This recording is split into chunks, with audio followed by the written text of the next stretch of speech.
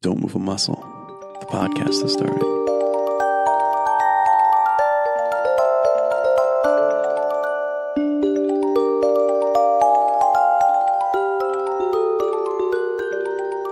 Hello and welcome to Podtrificus Totalus, a Harry Potter read-along podcast. Your hosts for this podcast are me, Cassie. And me, Joe.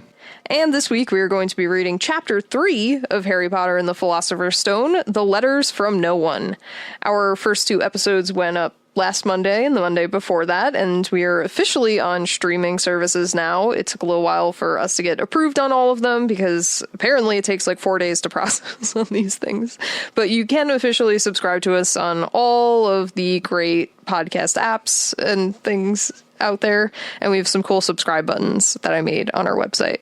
So go do that.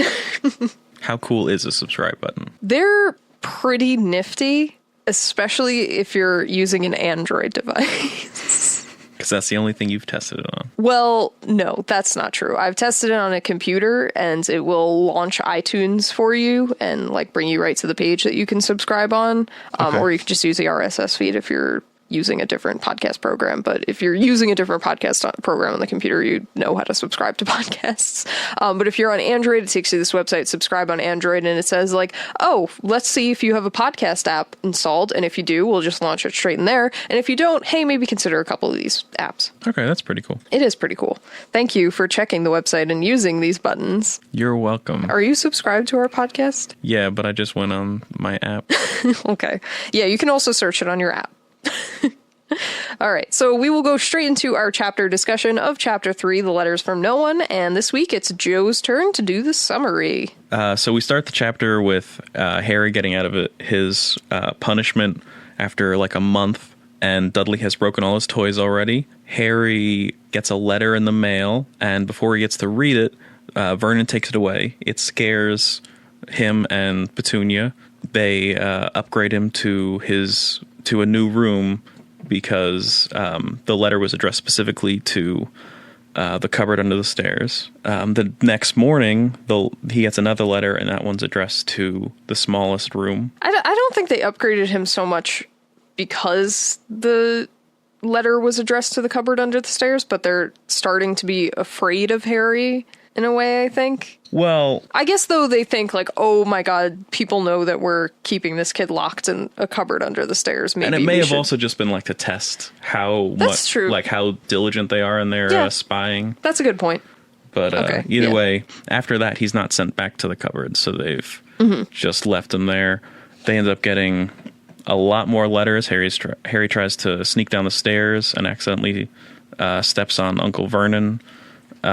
When he's trying to get, sneak out early and get the letters. Yeah, Vernon plants himself in front of the door and, sleeps there in a sleeping bag to stop Harry. Vernon ends up nailing up the mailbox, or the mail slot, which doesn't work, and then all the cracks in the doors, and that doesn't work either. And finally it comes to Sunday, and he's nice and relaxed because no post on Sunday. Yep, that famous line. Yeah, I wrote it down. It's no post on Sundays, no damn letters today. Ooh, getting a little racy. Yeah, so the letters just keep coming, and Vernon is not having it.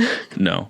So he goes crazy, rips off half his mustache, and they get in a car and drive for hours, turn around every once in a while, and he says, shake him off, shake him off. Yeah. They go to a hotel, and the next morning, the owner of the hotel comes over and says, I've got 100 letters addressed to you. Then they drive for a while and they come to a coast, get in a rowboat from a nice toothless old man, and go to a shack on a small island during a storm. To just hide from the letters. Just to hide.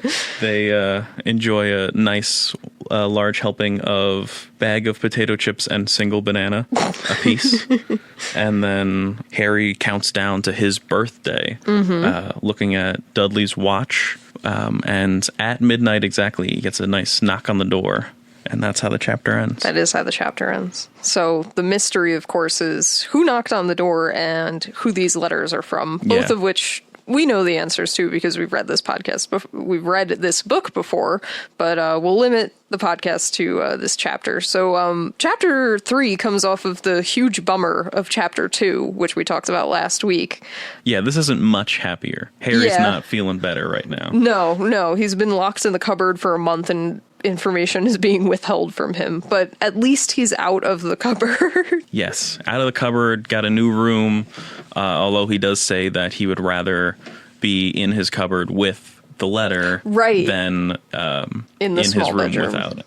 Yeah, that always frustrated me as a child because I don't remember exactly how it's phrased in the book as far as like the layout of the Dursleys' house and how Harry travels to get back to the kitchen with the mail, but in the movie, Harry leaves the kitchen, walks down the hall past his cupboard to the door, gets the mail from the door, walks back into the kitchen, passing his cupboard.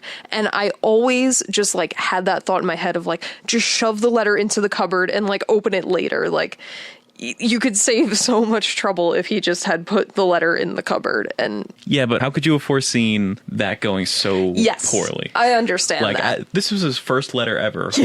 Who's to say that his uncle is going to take it from him and throw him out of the kitchen? Yeah, which I also very, very strongly related to Harry being like psyched to get mail, which I understand is because he's never received mail, but I was and still am psyched to get mail anytime that isn't like junk mail or bills. Mm-hmm. Like as a child, I always wanted to get like a letter from someone in the mail, but I don't think I have ever received a letter from someone. I get birthday cards, so... Well, yeah, like birthday cards, that stuff, that's one thing. But, like, I always wanted a letter, like a handwritten letter from someone. We were born on kind of, like, the cusp of the email thing, so letters aren't really... useful anymore? Well, but they're nice to get them.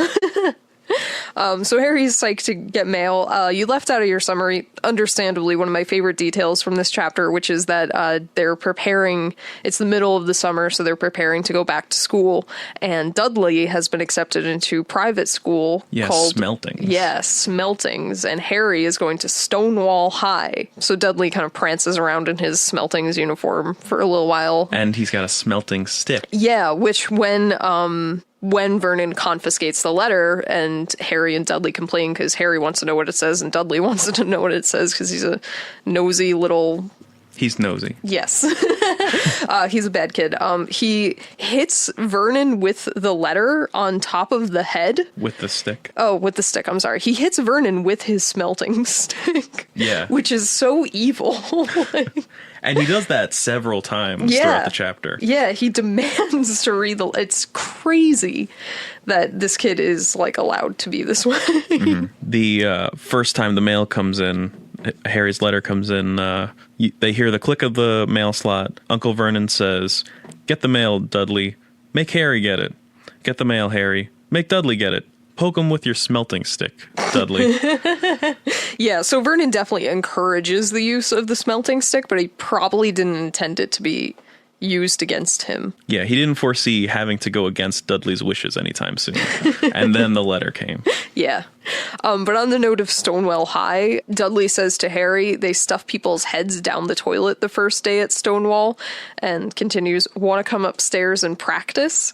And Harry replies, "No thanks, the poor toilets never had anything as horrible as your head down it. It might be sick." And then he runs away before Dudley figures out what's happening. Yeah, that was the first of many sick Harry burns that we'll see throughout the series. Yes. Which I think is lost in translation from the movies from the books to the movies, kind of. What a sarcastic jerk Harry is sometimes. Yeah, they made him a little more likable. Yeah, likable. I like his little comments because they're funny. I definitely like Harry's character as in the book, but it's just different. More. Yeah, it's definitely different. Yeah, but I thought that was really funny. That is a great line. Yeah, Petunia calls Dudley Ickle Dudleykins. Not quite as good as, what was it last week? Dinky Duddy Dums? Yeah, Dinky Diddy Duddy-ums or something crazy like that. So Ickle Dudleykins is still pretty good, but it's second so far in our list of Dudley nicknames. Yeah. So it's mentioned that school's over, but Harry can't escape Dudley's gang because they start coming to his house. And it's mentioned that they're all big and stupid, but Dudley's the biggest and stupidest of the lot. Which makes him the leader. Yeah. Yeah, Dudley is just an evil, evil little kid.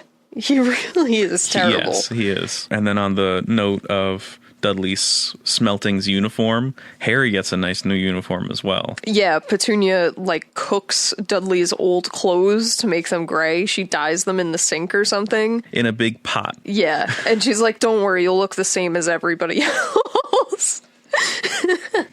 Very likely. Yeah. Are school uniforms common in England? I don't know if you would know that. I have no idea. Yeah, it was weird to me that Harry would have to wear a school uniform going to public school. Like, I understand that for private schools, but... I mean, if he can wear baggy gray clothes, I don't know how strict this is. Yeah, that's true. Yeah, But just like a general, you have to wear gray or something weird like that. Yeah, I don't know if they can enforce school uniforms in public schools.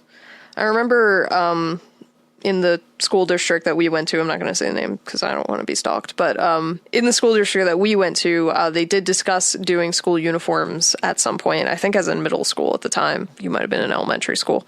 But they talked about doing uniforms, and then it came out that they would not be able to enforce it because it's a public school and they can't do that, I guess, legally. And so it fell apart after that because who's going to voluntarily wear a school uniform? Oh, nobody. Yeah. Yeah. Before they bring the letter into the kitchen, they mention Aunt Marge again, who Aunt Marge appears later on in the series, but they've mentioned her a couple times at this point. Vernon says that she's ill because she ate a funny whelk. I never knew what a whelk was. I looked it up for this read-through. Isn't it like a clamish thing? It's a snail, apparently. I was close. Yeah, seafood. It's fun little trivia. But then when they do bring in the letter, it says that Vernon's face goes from red to green faster than a set of traffic lights. That frustrated me a little bit. What happened to yellow? Well, no, you don't go red, yellow, green. Oh, yeah. Yeah, but like traffic lights don't change from red to green very quickly in my when it experience. does change, it changes right away. Sure, but... Yeah. I don't know. I'm just taking issues with all of these like little similes and metaphors that she's using. Oh, did Dudley not own gray clothes? Oh, so like Petunia has to dye them because they're, I don't know. I'm guessing Maybe just it was so just like so he had they're enough. all the same color of gray. It really is just like another way to torture Harry, I think.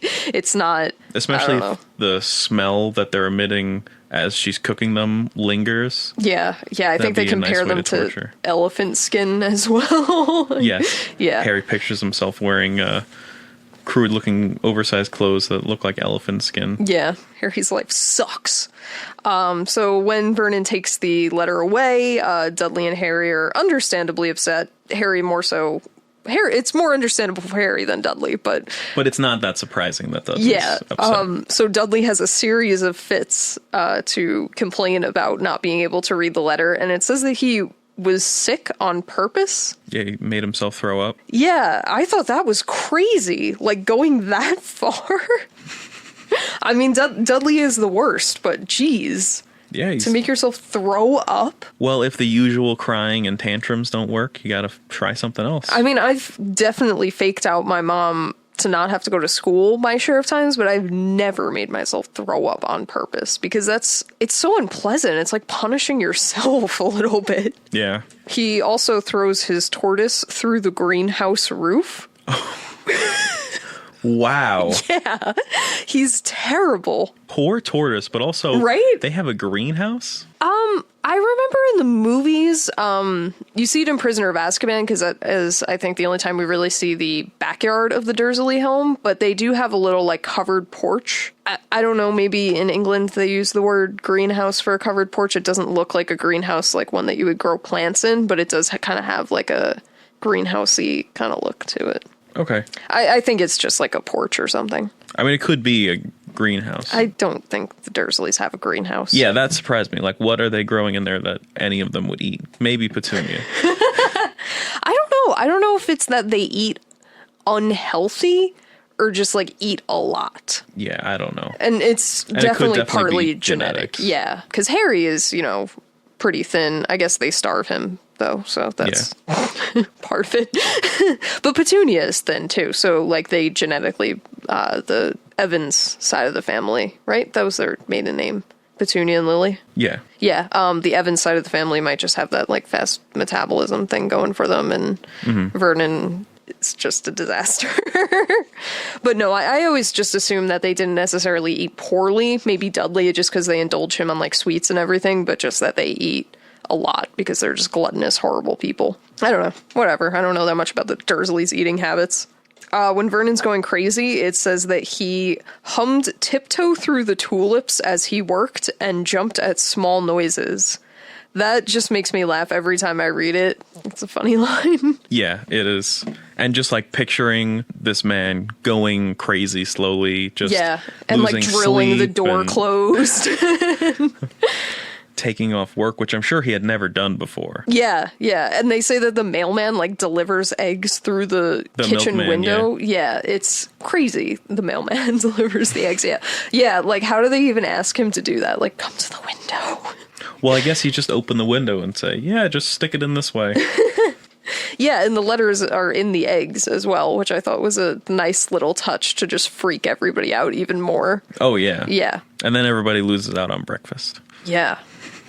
No eggs today. So the letters explode out of the fireplace in every possible crevice, and that prompts the Dursleys to leave the house, as Joe said. Yeah, it was weird to hear that they had the fireplace in their kitchen, though. Oh, did they? That is kind of strange. Well, just like they're eating in their kitchen, and the fireplace erupts, and he's able to just throw them out of the room and close the door. Oh, I don't know. Sure. Yeah, I mean, we have a small apartment, so our fireplace is basically in our kitchen. Also, we have a wood stove and not a fireplace. Yeah, it's the same thing.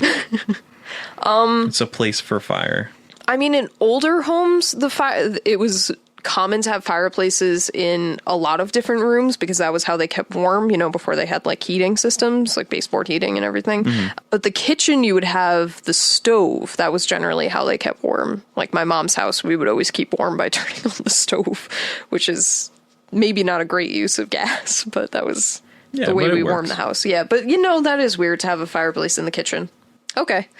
So the letters explode out of everywhere, and Vernon just loses his mind and takes them out to go stay elsewhere. And Dudley has just a very bad, no good day. Yes. It's like the worst time of Dudley's life. They're not stopping to eat. They're staying in bad hotels that don't have TVs. Yeah, he's missing several TV shows. Yes. One of them specifically is called The Great Umberto? Mm-hmm. I don't know how to pronounce it, but that's what it's called. I wanted to know if it was a real thing, so I looked it up on the Harry Potter wiki. It's not a real thing, but it made me laugh, their little description. They speculate that it's related to the circus, but say, and I quote directly, the explicit details are yet to be revealed. Yet to be revealed. We're waiting. We're on the edge of our seats waiting for... That's really important. Umberto. Yeah, I thought it was interesting, though, because the Great Umberto, that sounds to me like a magician, like a performing circus magician. Yeah, maybe. Reminded me of Contrast, actually, which is a really good game on the PS4 and I think the PC as well, The Great Vincenzo. Do you remember that game? I made you play it. Was that the shadow thing? Yeah. Yeah. Okay. It reminds me of, like, magicians, so I think it's cool that they're kind of putting that, like, magic thing in the chapter, albeit in kind of a hidden way. Yeah, and maybe it's something completely different, but that's a... Sure, but it probably is a magician. Yeah, that's the only thing I can really think of. You would start with the great and then a name. Yeah, yep. So they hop from bad hotel to the shack eventually. The shack... It sounds like they only stop at one hotel. Oh, okay. I don't know the exact timeline. Once they leave the house, his trip to Crazy Town goes pretty quickly. I think he was already firmly in Crazy Town before they left the house. Yes, but it escalates drastically. Yes, definitely. So when they get to the shack, the despair of chapter 2, I think, returns. It says, Harry was left to find the softest bit of floor he could and to curl up under the thinnest, most ragged blankets. Yes, they find a nice set of moldy blankets. That was so, like, Oliver Twist sad to me. It is horrible. And, like, they show that none of the other Dursleys are enjoying it. Like, they all have a moldy blanket, but Harry's got the worst one. Yeah, and he's on the floor. Yeah. Like, Dudley at least gets to sleep on the couch. It sucks, though. Just poor Harry. Harry's under the blanket, and then a mysterious knock on the door comes exactly at midnight. Yeah, he counts down. He starts thinking the island is falling apart, that the roof is coming off. And like it's a bad storm and it's a really old... gross shack. Yeah. So it's kind of believable. Yeah, I like that he thinks too, like, well, if the roof comes down, maybe it'll keep me a little bit warmer. It's so horrible. Yeah, it's so cold in that place that, oh yeah, maybe being out in the rain is better. 1 minute to go and he'd be 11. 30 seconds. 20. 10. 9. Maybe he'd wake up Dudley just to annoy him. Those are his last thoughts before his birthday. 3, 2, 1. Boom. Woo. And that's how the chapter ends. Well, they say it's a knock, but... Okay, well... Yeah. Shut up. That reminds me actually of... I'm an English education student. We're both education students, but or we go to college to be teachers. We want to be teachers, but I want to be an English teacher. And one thing that we talk about a lot are read alouds, either having like students read aloud or doing teacher read alouds. And I remember when one of my professors was teaching us the art of the read aloud and how to like really get students engrossed in it. She was reading a passage from some book. I don't know what it was, but in it there was like a knock on the door, I think, and she like knocked on the table, and we were all like super into her reading. We were all just like sitting there like really into the moment. It was a really intense piece, and then she just like knocks on the table. I'm like, man.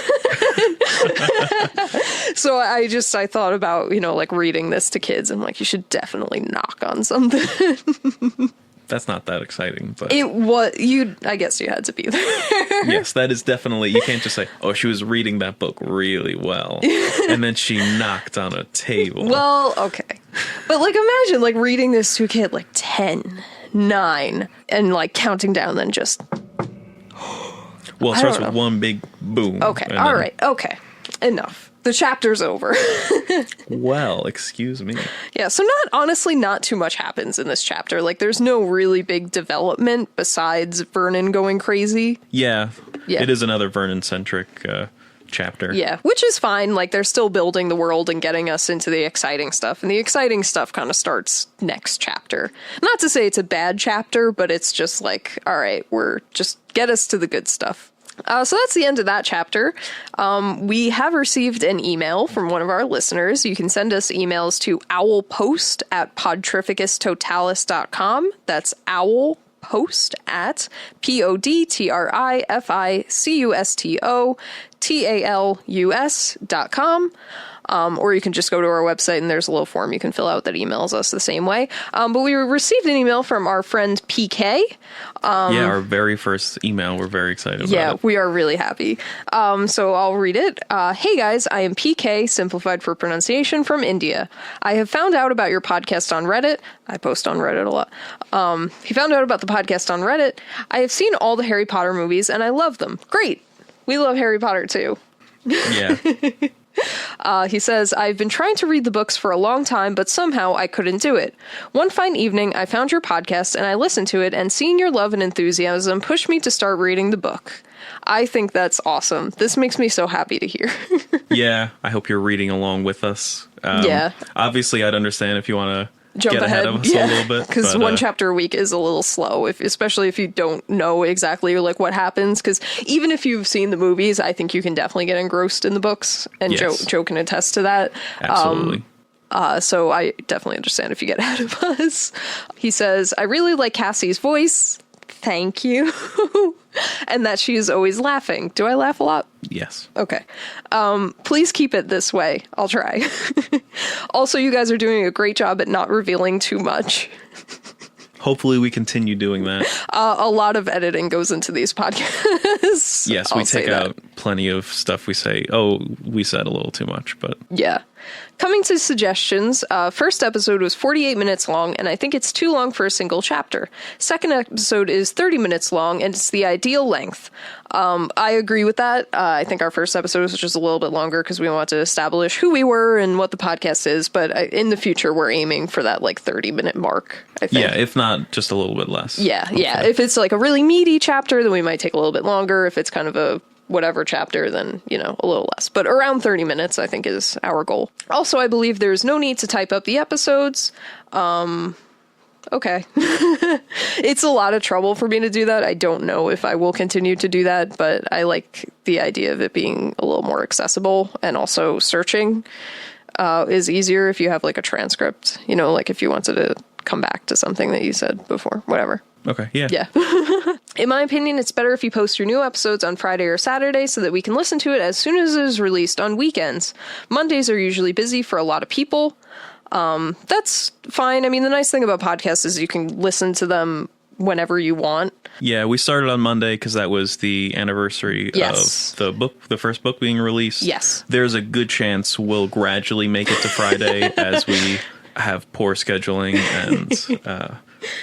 we'll see. Yeah, it was just incidental that the 20th anniversary of Philosopher's Stone being released was on a Monday, so we tried to stick to the weekly Monday schedule, and hopefully we'll do that in the future, but maybe we will push it to Friday or Saturday as necessary. And he suggests it would be cool if at the start of each episode you talk about a spell, not necessarily from that chapter, and explain it. I like that idea. I think we should start doing that. We could have done it this chapter. Well, the email came in this chapter, and I didn't feel like research. We'll start next episode. You promise? I promise. Okay. Yes, I promise to follow that suggestion from PK. Finally, the podcast is awesome, and I have fun listening to it. Good job, guys. Thanks for making this podcast. I hope you will complete the series, and I wish you all the best. That is awesome. We wish him the best, too. Yes, thank you so much for writing to us. And with what happens in the next chapter, we're not going to get into it. It will be much more appropriate for us to start talking about spells. Yes. Yeah, it is difficult right now, too, because the magic hasn't really happened yet, aside from the magic of this podcast. Okay, you can't leave that in there. It's staying.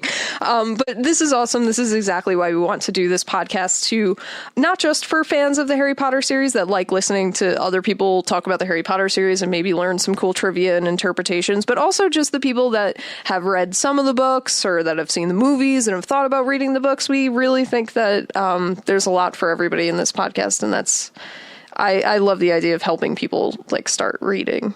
Or not helping them start reading, but kind of inspiring them to finally sit down and pick up a book. Because reading can be hard, especially, all the things that people have going on in their lives. It's hard to sit down and find time to read a book. Yes, definitely. And that's why audiobooks are so popular. You can do whatever else. So now this is not quite an audiobook. And you can listen to two dummies talking about them too. Maybe three if we get any guests. Well, right now our equipment doesn't support a third person, but... That means we only have 2 microphones. Well, we actually have 3 microphones, but our audio interface only has 2 hookups.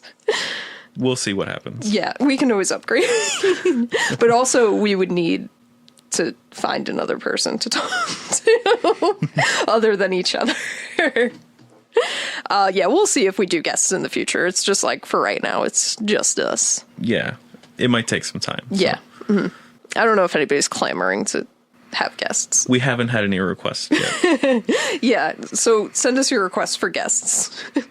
J.K. Rowling. Yeah. Emma Watson. Don't request people, just request to join us. Yeah, I mean, we record this in our small extra bedroom, and I don't foresee getting cramming anybody else in here to talk about Harry Potter with us. Maybe over Skype or something. Yeah, that'll be easiest. We're kind of in the boonies. Yeah, that too. Yeah, come out to the booties and come record an episode about Harry Potter with us. No, Skype is a little more practical, and I could definitely set it up that we would be recording on Skype. So that's a possibility and that also in the future. fixes our sound problem. Our sound problem? Not having enough Yes. ports or whatever. Yeah, so it's something to look forward to in the future, but really thank you so much for this email. We're so pumped to get our first email, and we encourage PK to write to us in the future, and anybody else, if you have any particular experiences with the series that you want to share or any feedback on the podcast, or we definitely corrections. want. I'm sure we'll make plenty mistakes. We haven't gotten to the really meaty magic chapters yet, but once we do, I'm sure that we're going to be messing up about like the rules of magic and the wizarding world. So like I said, you can send emails to owlpost@podtrificustotalus.com. You can reach us on social media. We have a Twitter account at Podtrificus, a Facebook page. If you just search Podtrificus Totalus, you'll get to it, and a Tumblr page, which actually I haven't updated with the second episode, so I should probably do that. So we have Twitter, Facebook, by the time and Tumblr. this will be released, it'll be up. Yes, So yeah. we don't need to include that. You can follow us on all those things, and our website has links to everything as well.